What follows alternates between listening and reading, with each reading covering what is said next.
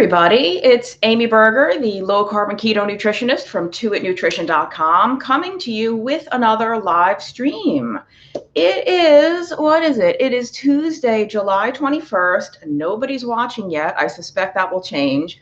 I'm really doing this more for me than for anyone out there, but if anyone out there is watching, you are welcome to come on this little morning affirmation with me. Now, before I get into that, I would like to share with you that I am drinking my coffee out of my We Can Do It trusty Rosie the Riveter mug.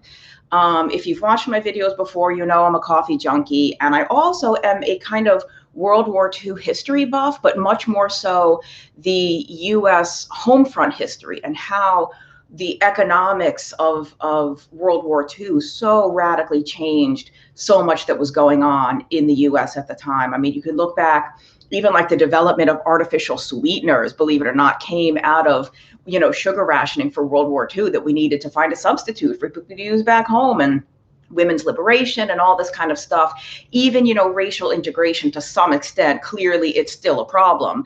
But, the US military was one of the first institutions to integrate. Anyway, drinking coffee out of my mug, just because everyone's probably usually curious. This has heavy cream and 1 packet of Splenda. You all know I'm not a purist. I'm not a zealot. I do like my coffee light and sweet. Maybe someday, a million years from now, I'll be able to drink it black. Right now, I'm a light and sweet girl. All right.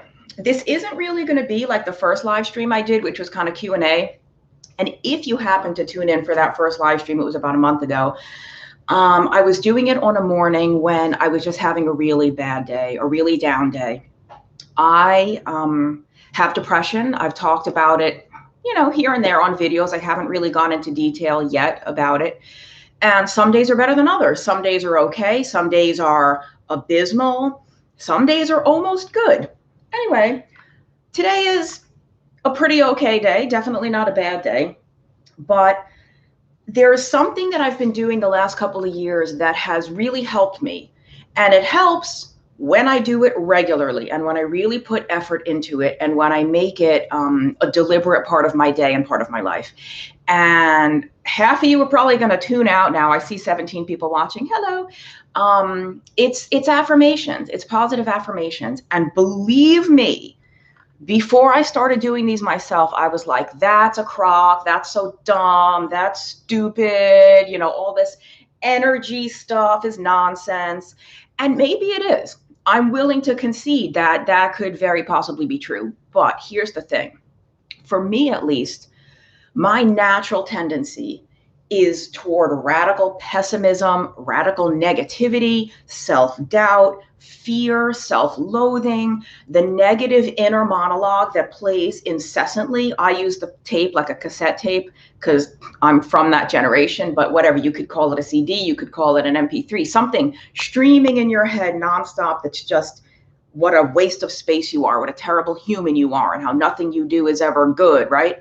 So if that's my natural tendency, and that's how I've spent the last 40-something years of my life, I might as well try something different, right? I might as well try the other approach. It couldn't hurt. There's nothing that could hurt from me changing my inner monologue and reprogramming some of these negative thoughts to be more positive. And you do have to fake it till you make it. This is not my natural tendency. It does feel fake. It does feel forced sometimes. But anyway, I'm rambling. I'm getting ahead of myself. I don't want this video to be too long. I do just want to share with you some of the stuff that helps me, because I realized that I had gotten away from this practice and I want to get back into it. And I might as well tell you guys about it. And you can see what I do. And I was thinking that I could actually do this every morning.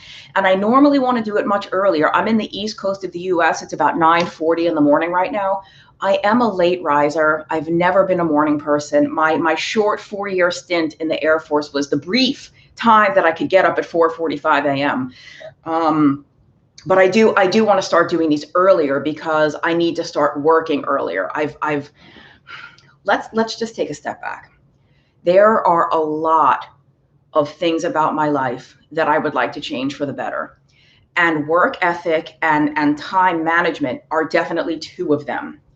And part of that is going to involve me or require me to get up a lot earlier than I'm used to getting up. And not just get up, but get up, have maybe one cup of coffee and start my work. Not linger, not, oh, what's on Twitter for an hour? Oh, what's on Instagram?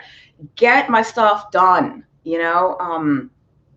I never used to have a problem with this. It's only the last few years that this has really been an issue, but I recently quit the job that was paying the majority of my income for the last 5 years. I had been very, very unsatisfied with that work and unfulfilled by that work.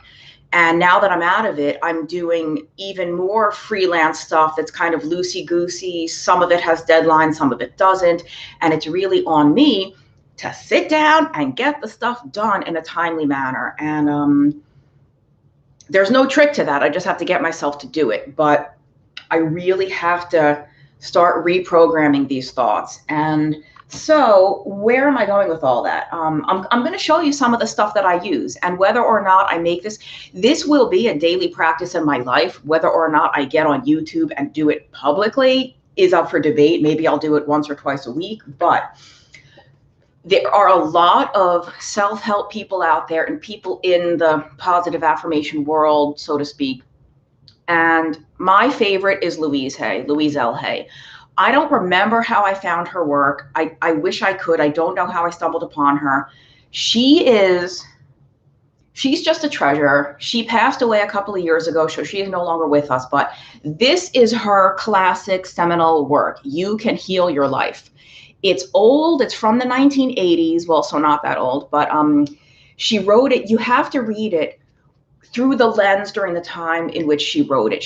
When she wrote this, she was very active in helping the AIDS community, helping the gay community. And back then that was very taboo. It's like really not taboo at all anymore.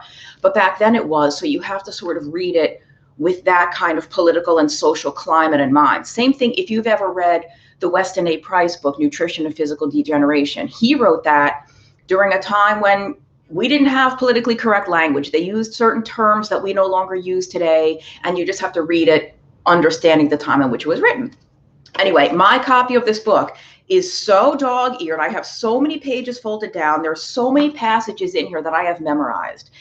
And even though I did say I'm really negative and really pessimistic, this has helped me because it's better than it was. As bad as it is now, it's better than it was years ago. So I love Louise L. Hay, and self-help is not a dirty word. Self and help both have 4 letters, but self-help is not a 4-letter word. And if you were watching this from outside the US, or if English is not your native language, in English, we kind of have a joke, something is a 4-letter word, because many of our swear words, our cuss or curse words, have 4 letters. So, you know, if you say something's a 4-letter word, that means it's bad, it's taboo, you shouldn't say it. So self-help, both of those words have 4 letters, but they are not 4-letter words, you know?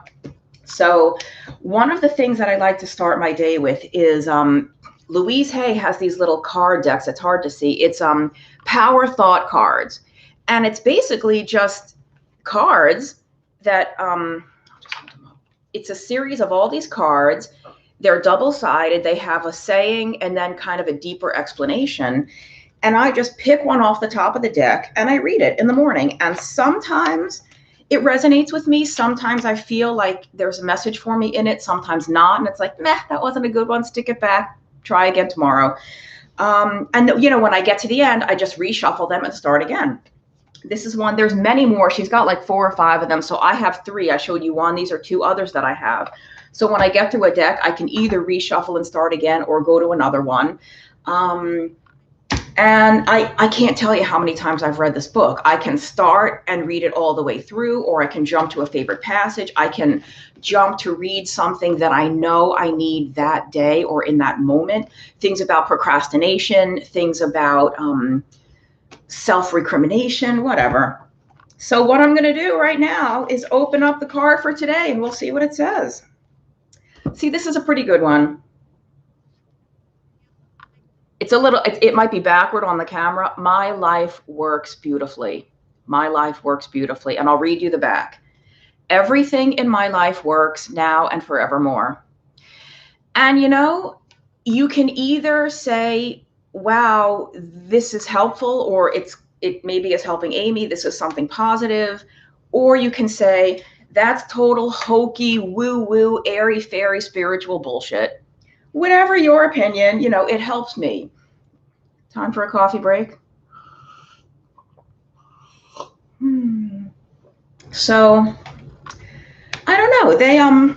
They help me because I really, like I said earlier, there's so much that I would like to change about my life, including my diet, because right now I want you to know this is my pajama shirt. I slept in this. I have no makeup on. I haven't brushed my hair yet. This is like good morning with Amy, everybody.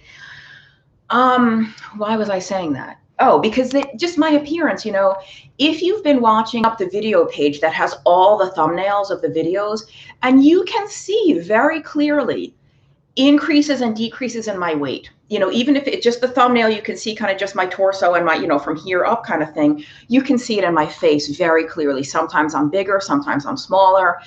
And some of that I certainly take responsibility for. Sometimes my diet is not where it should be for the way I would like to look. Other times it really, I think it's my thyroid, right? I've mentioned I'm on thyroid medicine. And every several months, I either need to increase or decrease my dose a little bit because it makes a huge difference. And if my dose isn't right, it doesn't matter how much I'm exercising. It doesn't matter how strict I am with keto. I will gain weight or I will have difficulty losing weight. And so it's half and half. I take responsibility for the portion of it that is my diet not being as good as it should be.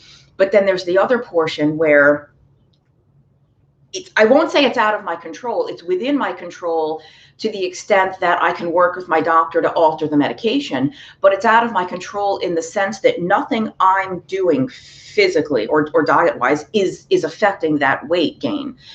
And it only recently dawned on me, and it's really nuts that it didn't occur to me sooner. Like, I should know better because I've been through this with clients. It only recently occurred to me that the dissatisfaction I've had with that job that I mentioned earlier was is contributing to this big hormonal issue I'm having. I didn't always need thyroid medicine. I didn't always have this problem. And you can certainly induce a thyroid problem through very long-term stress. And the reason it didn't occur to me that might be what's going on, and I don't know that it is, it's speculation. The reason it didn't occur to me, like, oh, maybe it's this job that's, creating all this tension, is that I didn't feel stressed out. I didn't feel stressed. I work from home. I do my work remotely. It's all done by email. There's deadlines, but they didn't care when or how I did the work as long as the work was submitted by the deadline. I could work in my pajamas. I could work at 1 PM, or I could work at 3 AM. What did I have to be stressed out over? I don't even have any kids. I mean, my life is like the least stressful of anybody that I know.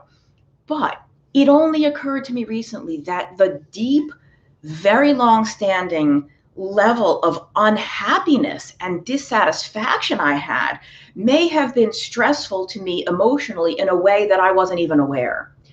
And I hope that's the case. I hope it is, because if that's what was going on, now that I quit that job, it's only been about 2 weeks, but now that I quit that job and I'm already starting to pick up work doing other things that I think I'll find more fulfilling. Now, I'm still writing in the health and nutrition, keto, low carb space.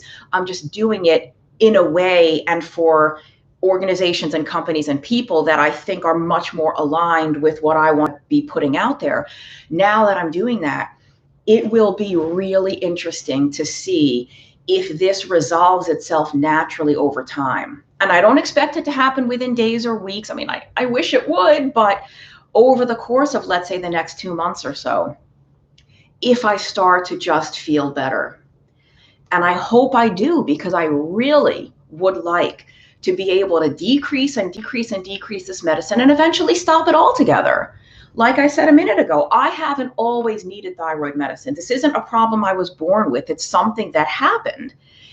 And it happened for a reason. I don't know the reason. I'm starting to suspect maybe this existential unhappiness was the reason. And if that's the case, the more distance I put between me and that situation, and the more time that passes between me and being in that situation, hopefully this will just resolve itself. Because it's not just the weight. I've done blog posts on thyroid. I did a video on thyroid. So many things are affected when your thyroid hormones are on the low side. Weight is a biggie. You gain weight even with no change to what you were eating or your exercise routine. You will gain weight or you will have difficulty losing weight. Very bad constipation. I don't want to give you TMI, but when it's been many days since you've had a bowel movement, and you can only have a bowel movement with pharmaceutical intervention, and by that I mean either laxatives or mega dosing magnesium citrate or whatever. It's also hair loss. Believe me, guys watching, I know that it looks like I have a lot of hair because it's long. It's hard to see. I'm like bald on top. I mean, look at this huge, it's not just my scalp. Like, I lose massive amounts of hair every day, and that's not an exaggeration. Alarming, massive. I brush the hair, there's clumps of hair in the brush, there's clumps on the floor. It's worse when I shower, and then it's, holy smokes, multiple times a day, every day I'm losing hair. So it's long, but I could take one of those hair bands, and a hair band that you should only be able to wrap around your ponytail like twice, I can wrap around 4 times. That's how like thin. So my hair is long, but it's very, very thin. And what else? The depression. The depression is largely a thyroid thing, because I know when I used to be on a higher dose and I felt better. So I'm currently now working with my doctor to remodulate that to get me feeling better again. And I am naturally a gloomy, kind of pessimistic, quiet, introverted person. Not that all introverts are pessimists, I just happen to be. But even so, it's much, much worse when my thyroid is not where it needs to be. So I just hope that if this corrects over time, that everything is just going to get better. And I have to force myself still, with these affirmations, and just because it's so easy to get in the spiral, right? You get the one negative thought, and it's the snowflake that becomes the snowball and the avalanche. One little thing goes wrong, or you screw up one little thing, and then you remember everything you've ever screwed up in your entire life, every mistake you ever made, every dumb thing you said that you wish you hadn't said. And it just snowballs. And that is not a good place to be, because when you're buried under the avalanche, you're not doing your work. You're not getting stuff done. You're not even, maybe you're even neglecting personal hygiene. Like I'm pointing over there, that's my kitchen. You let the dishes build up. Stuff just falls apart when you're in that place. So you don't want to be in that place. And like I said, believe me, I know that all this affirmation stuff, Mark Sisson calls it airy-fairy. You can call it hokey-pokey, woo-woo, bullshit, nonsense. And maybe it is. But if it works, then it works. And I don't know what else to say. I just wanted to share that with you. I don't really know why, but we have some comments. Let me look at those. Hello from beautiful British Columbia, Canada. Hello, North Carolina. Patricia, I'm in North Carolina too. Colorado, low carb keto, 60. No more thyroid meds. Yeah, Mary. There's a lot of people who start out with a thyroid problem and they go on a low carb or ketogenic diet and they're able to stop the medicine. That tends to happen more commonly with people with Hashimoto's, which is the autoimmune low thyroid.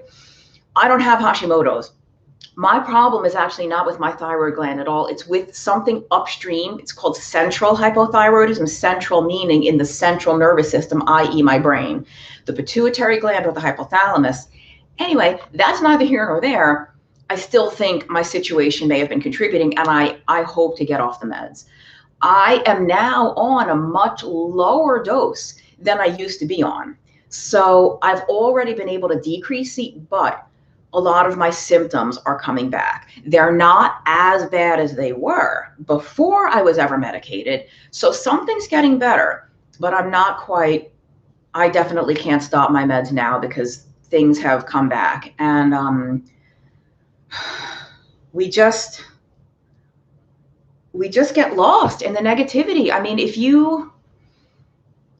it pains me. It pains me to look back at those video thumbnails and see my weight. And even now, like I watched my Aldi video and my Sprouts video, and if I catch myself from the side, I can see all the fat hanging down from my chin. It's just not a good scene right now, but it's good because I do take responsibility. And if something is not so great, it is a wake-up call to clean up my diet, which I did need. And I have cleaned it up. It's been better for a while. But I also know that some of this is the medication. And I'm rambling now. I'm going to stop soon because there's no point in me rambling. But if this helps somebody out there, you can get this book for like 2 cents on Amazon. It's an old book. You can get a used copy. She's got a lot of other books. Another one that I really, really like is The Power is Within You. But I do recommend reading this. You Can Heal Your Life. It is a perennial classic in the self-help world. Like there's very few people that don't know this book that are in sort of the self-help, affirmation world. I don't know. I'll take what I can get. I need every little bit of help that I can get. Let's put it that way. And let's see, we have some more comments. Good morning, meets hypothyroid negativity. Yeah. I hope it helps, Barbara. Do I know of any good endos near Charlotte? I used to. I know an amazing guy. He's not an endocrinologist, but he used to be in Charlotte. He is now, I think he lives in Costa Rica, but he works remotely. His name is Jay Wrigley, Wrigley. Look up, I think it's drwrigley.com or just Google Dr. Jay Wrigley. He still works remotely and he's not an endo, but he's extremely savvy with helping, quote unquote, naturally, like with herbs and different supplements and stuff. And I know a lot of his patients are very happy with the results they get with him. So I would check out Jay Wrigley. What else? That's all the comments for now. So yeah, I don't know if I can start getting up at like 6:30 or 7 and maybe doing this every morning just for like 10 or 15 minutes. It won't be as long as this video is. It'll just be a little like, here's our affirmation for the day, or maybe once or twice a week. Do I recommend a doctor in the Triangle? You live in Raleigh. So it depends on what kind of doctor. Dr. Westman is right here in Durham. Andy Fung, Phung, Andy Fung is also here in the Triangle area. I think he's in Cary or Apex somewhere. So, Dr. Westman has like a 6-month waiting list. So good luck with that. But there's other, yeah, the Triangle. You can go to, there's a website, ketogenicdocs.com, ketogenicdocs.com. And it's a search engine for keto-friendly doctors. And you can search by state. There's a little button where you can toggle to your state. So do that. Or if you go on dietdoctor.com, Andreas Ehrenfeld's website, they have a doctor finder. I could put a link, but just go to Diet Doctor and it'll say like, find a doctor or look for a doctor, something like that. Oh, Barbara, specifically for thyroid, I don't know. My endocrinologist, I am in love with my endocrinologist. I think he's brilliant. I see him through the VA, the Veterans Administration Medical Center in Durham. He's at Duke though. So I don't know if you can get into Duke as a patient or not. His name, I'll type his name because I don't even know how to pronounce it. So his name is, and you would just have to look him up at Duke to see if you can get in there. His name is Amro I think it's AIWY, something like that. He's got a very weird name. I don't know what his ethnicity is, but he's like totally, he's an American guy. Like, I don't think he's foreign born or anything. That's his name. Love a morning live with you. I'm the realest person. Thank you. I don't, like I've said before, I don't have the energy to be fake. It takes a lot of energy to be phony. And as for being real, like I'm not saying that no one else out there isn't real, but I put out videos that I think are very educational and very helpful. And they get 1,200 views, 1,100 views. But don't get me wrong, 1,200 people watching my video. Wow, like that's so cool. But then I watch a video of like, no kidding, the Trader Joe's ice cream haul, and it's got 11,000 views. Like, are you kidding me? That's what our society has come to. And I watch Trader Joe's grocery hauls. Like, I love them. I did my own grocery haul recently. I don't know what the psychology of that is, that we love to watch what other people bought at the grocery store, but I don't know how to attract more people. I don't know how to get more people watching. I don't want to turn to sensationalist clickbait headlines. A friend of mine, I just did a video that said, is keto dangerous? In parentheses, no. And the reason I put the no is because someone that follows me said, please don't go toward those sensationalist headlines. Because if I had put a headline, is keto dangerous? People aren't going to watch the video, right? They're, oh, keto's dangerous. Like the naysayers and the haters. They're not even going to watch it. They're just going to use that title as proof that keto's dangerous. It's kind of like, remember the keto crotch phenomenon a while back? Nobody actually dug any deeper, no pun intended. Oh my God, that's such a dirty joke. Nobody really looked more into it. They were just like, oh, keto crotch, keto makes your crotch smell. Oh my God, I'm not doing keto. So I don't want to do clickbaity stuff, but I will if I have to, because I don't know how to get more people watching. And I do feel like there's a reason my video on blood pressure was an hour. It's because it's really educational. What else do we have here? An admin over 50 keto group. Oh, thanks so much, Mary. I don't know if that's Casey's group or not, but Casey, my friend Casey Durango, a lot of people, you probably know her. She has a keto over 50, maybe, or keto after 40, something like that. So yeah, well, I guess I will stop for now, but I appreciate you all being here. There's 37 of you watching, which is really cool. I don't know that I'll do this every day, but it's a good incentive to know that people would watch if I do. And I do have to start doing this earlier. I'm not happy that it's already like 10 o'clock in the morning, and I really haven't even started my day. But what else? I think that's it. My life does work beautifully. I'm not happy, but when I really stop and think, like, what's missing? What's missing that if I had it, I would be happy? And the answer is nothing. Like, I'm worried about my finances. I don't make a lot of money, especially now that I quit that job, but I'm not hurting in any way. I've never wondered how I'm going to pay the electric bill. I've never wondered where my next meal is coming from. I've never had to choose between paying rent and putting gas in the car. I have a wonderful man in my life. I'm healthy, despite the fact that I'm carrying more pounds than I wish I was. And that's a video I can probably do sometime, is like, why are we so concerned about weight? Is it affecting your health and mobility, or is it just vanity pounds? There's nothing wrong with it being vanity, but be clear in your own mind. Okay, this weight is not a hindrance to my health or my mobility or my independence. I just am unhappy with how I look, There's really nothing, it's really the internal existential satisfaction that I'm looking for that I've really never had. And it might be that I'm never going to. It might be that I'm just wired to always feel like something is off, like you're tuning a radio station and you're like just a fraction off the frequency. And so there's like static coming in and like little hair off of where things are supposed to be. I hope that's not the case. I hope I do get to a very deep contentment someday. But that's, I don't actually have any problems. Like, when I look at what's going on in the world right now, my life does work beautifully. Thank goodness. So that's it for now. Thank you for watching. I got to finish my coffee before it gets even colder, and I will see you next time. Take care, everybody.